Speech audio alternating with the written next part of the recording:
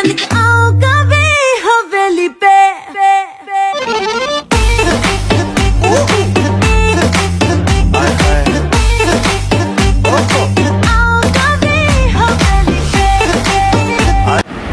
Everyone, আসসালামু আলাইকুম। হাতেসাল ব্লগে আপনাদের সবাইকে ওয়েলকাম। অ্যান্ড ইয়েস, আজকে হচ্ছে আমাদের ব্লগ 53। সো 53 ব্লগে তোমাদের সবাইকে ওয়েলকাম। সো চলো আজকে আমরা কি করব সব তোমাদের সাথে ছোট্ট করে শেয়ার করার চেষ্টা করেছি। ভালো লাগলে একটি লাইক এবং সাবস্ক্রাইব করে আমাদের পাশে থাকবে। তো আমি আজকে সবার প্রথমে রান্না করব হচ্ছে পোলাও। আর হ্যাঁ, পোলাও রান্নাটা সবাই কম বেশি পারো বা সবাই পারে, বাট আমি হচ্ছে আমার আম্মুর স্টাইলে রান্না করি। আমার মা হচ্ছে আমাকে এই পোলাও রান্না করাটা শিখিয়েছে। আমি খুব ডিফারেন্ট স্টাইলে হচ্ছে পোলাওটা রান্না করি।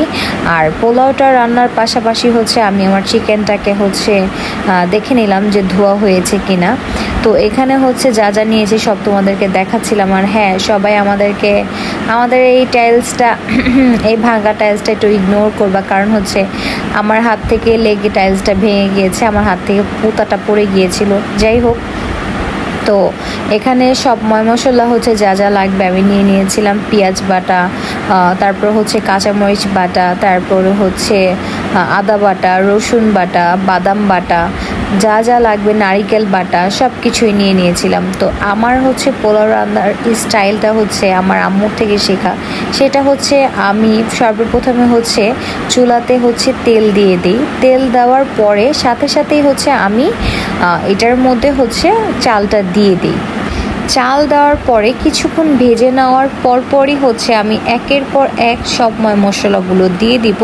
প্রথমে হচ্ছে এলাচ দারচিনি সমান পরিমাণ মতো দিয়ে দিচ্ছিলাম, দিয়ে কিছুক্ষণ ভেজে নিচ্ছিলাম। তারপরে হচ্ছে আমি দিয়ে দিব এক বাটি পেঁয়াজ কুচিটা দিয়ে ভালো করে নেড়ে চেড়ে নিতে হবে।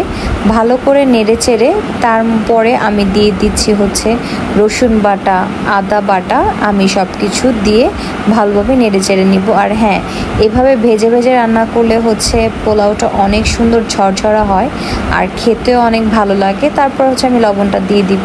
আর খালামুনি দেখছে যে আমার ভাগ্নি এত ভালো রান্না শিখে গেল কবে। তো সবাই হচ্ছে আমার রান্না দেখছিল যে আসলে আমি এত ভালো রান্না শিখে গিয়েছি। যাই হোক, এরপর হচ্ছে আমার পোলাও যখন ভাজা হয়ে যাবে, তারপর হচ্ছে আমি এর মধ্যে গরম দুধ দিয়ে দিব। আর দিয়ে দিব হচ্ছে গরম পানি পরিমাপ মতো। সুন্দর করে ঢেকে দিব। ঢেকে দিয়ে হচ্ছে আমি চলে যাব হচ্ছে আমার মুরগিটার কাছে। মুরগিটাকে আমি সুন্দর করে হচ্ছে ম্যারিনেট করে নিব। আর হ্যাঁ, আমি একটু আজকে ডিফারেন্ট স্টাইলের হচ্ছে মুরগি রোস্টটা করছি। তো আমি একের পর এক সব প্রকারের মশলা দিয়ে দিচ্ছিলাম। আদা রসুন বাটা, তারপর মরিচ বাটা, তারপরে হচ্ছে নারিকেল বাটা, সব কিছুই দিয়ে নিচ্ছিলাম। টক দই, মানে সব মশলা যা যা লাগবে সব কিছু একটু করে দিয়ে নিচ্ছিলাম। জিরা গুঁড়া, ধনিয়া গুঁড়া, তারপরে হচ্ছে দিয়ে নিচ্ছিলাম হচ্ছে গরম মশলার গুঁড়া। আমি আসলে যা যা দরকার ছিল সব কিছুই। তারপরে সবার শেষে দিয়ে দিয়েছিলাম হচ্ছে মরিচের গুঁড়া। দিয়ে ভালোভাবে নেড়ে চেড়ে সুন্দরভাবে ভালো করে মেখে নিব। এরই মধ্যে আমার পোলাওটা হয়ে গিয়েছিল। সুন্দর করে পোলাওটা আমি আরেকটা চুলায় দমে দিয়ে দিব, চুলাটা কমিয়ে। তারপরে আমি হচ্ছে ম্যারিনেট করা যে চিকেনটা ছিল সেটাকে আমি বসিয়ে দিব। আমি বড় একটা পাতিল বসিয়ে দিয়েছিলাম হচ্ছে চিকেনটা রান্না করার জন্য। এরপরে আমি হচ্ছে চিকেনটা ঢেলে দিব। ঢেলে দিয়ে তার মধ্যে কিছু পানি অ্যাড করে দিব। পানি অ্যাড করে দিয়ে আমি এটা কিছুক্ষণের জন্য ঢেকে দিব। আর ঢেকে দেওয়ার আগে আমি আস্ত গোটা কিছু এলাচ দারচিনি আর এর সাথে হচ্ছে তেজপাতা দিয়ে আর একটু ভালো করে পানি অ্যাড করে সমান পরিমাণ মতো এটাকে আমি 20 মিনিট জাল করে নিব। তারপর আমি চলে গেলাম হচ্ছে চিংড়ির মালাইকারি রান্না করার জন্য। চিংড়ি মালাইকারি রান্না করার জন্য প্রথমে আমি হচ্ছে কড়াইতে কিছু তেল দিয়ে নিয়েছি। তেলের সাথে অ্যাড করে দিচ্ছি কিছু বাটার। যখন বাটারটা গলে যাবে তার মধ্যে আমি কুচি করে রাখা পেঁয়াজ সবগুলোই দিয়ে দিব যতটুকু আমার প্রয়োজন। তারপরে এর সাথে আমি সব মশলাগুলো অ্যাড করে নিব। প্রথমে আমি দিয়ে দিচ্ছিলাম এটার ভিতরে নারিকেল বাটা। হ্যাঁ, অনেকে বলতে পারেন নারিকেলের দুধ দিতে হয়, বাট আমি খুব একটু ডিফারেন্টভাবে রান্না করবো ভেবেছিলাম। তো কেউ আমার রান্নার ভুল ধরতে আসবেন না, সবার রান্না এক হয় না। কিছু মানুষ অন্যভাবে রান্না করতে পছন্দ করে, তো সবাই তো আর একভাবে রান্না করে না। যাই হোক, এর মধ্যে আমি আদা রসুন বাটা দিয়ে দিয়েছিলাম। তার সাথে দিয়ে দিয়েছিলাম হচ্ছে আমি নারকেল বাটা আর সাথে কিছু বাদাম বাটা। আর আমার এই সব কিছু মিলিয়ে দিয়ে খেতে অনেক ভালো লাগে। আর হ্যাঁ, আমার এই মালাইকারিটা খুবই মজা হয়েছিল।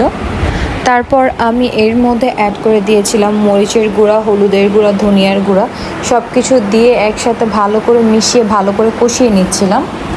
রেডি করে রাখা চিংড়ি মাছটা হচ্ছে আমি এর মধ্যে দিয়ে দিব, দিয়ে ভালোভাবে কিছুক্ষণ নেড়ে চেড়ে তার মধ্যে অল্প একটু পানি দিব। অনেকে এটার মধ্যে পানি ইউজ করে না, বাট আমি এটাতে অল্প একটু পানি দিব, দিয়ে ভালোভাবে নেড়ে চেড়ে নিই। এই রান্নাবাড়ার মাঝে একটু ব্রেক না নিলে হয়।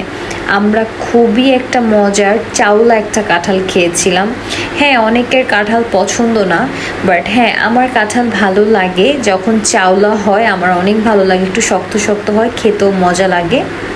কাঁঠাল খাওয়া খাওয়ার মাঝে আমার রোস্ট কিছুটা হয়ে এসেছে। আমি হচ্ছে যে রোস্টটাকে হচ্ছে চুলায় সিদ্ধ দিয়েছিলাম বলতে পারেন, যেটাকে পানি দিয়ে, সেই রোস্টটাকে উঠিয়ে চুলার থেকে সেটাকে ভেজেছি। ভেজে আমি আবার সেই ঝোলটার মধ্যে ছেড়ে দিব। ছেড়ে দিয়ে কিছুক্ষণ নেড়ে চেড়ে তারপরে হচ্ছে আমি নামিয়ে নিব। সব কিছু হয়ে গিয়েছে, এখন আমি সব পরিবেশন করে দিব। বাচ্চারা খাওয়া দাওয়া স্টার্ট করে দিছে। খায়া বলো, রিভিউ দাও কেমন হয়েছে।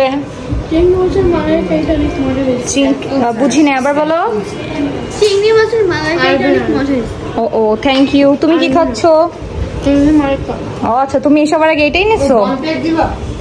তুমি কি খাচ্ছ আলরোহান? জানি না। জানো না? এ কেমন কথা ছিল? তুমি কি খাচ্ছ আনাস? চিংড়ি মাছের মালাইকারি প্লাস ডিম প্লাস পোলাও। চিংড়ি মাছ আমি একটা চিংড়ি মাছ দাও, আপনি যে খাও দিচ্ছি।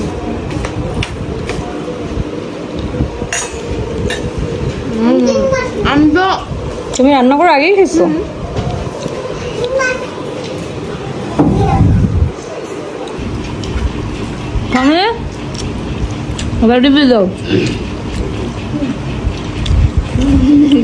হ্যাঁ, শোনো নাই, রিভিউ দাও। অনেক ভালো সত্যি। তুমি রিভিউ দাও সব। খাওয়া শেষ করি না শেষ করে রিভিউ না, খাইতে খাইতে তো মানুষ আমি তো এখনো রোস্ট নেই নাই। রোস্টটা 10-এর মধ্যে 9 দিবা।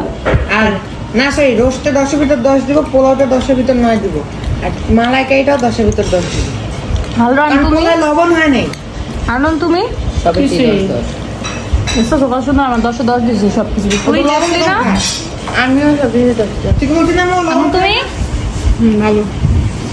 তোমার মতো পারি না জানি, বাট চেষ্টা করছি। না ভালো হয়েছে, সব মজা।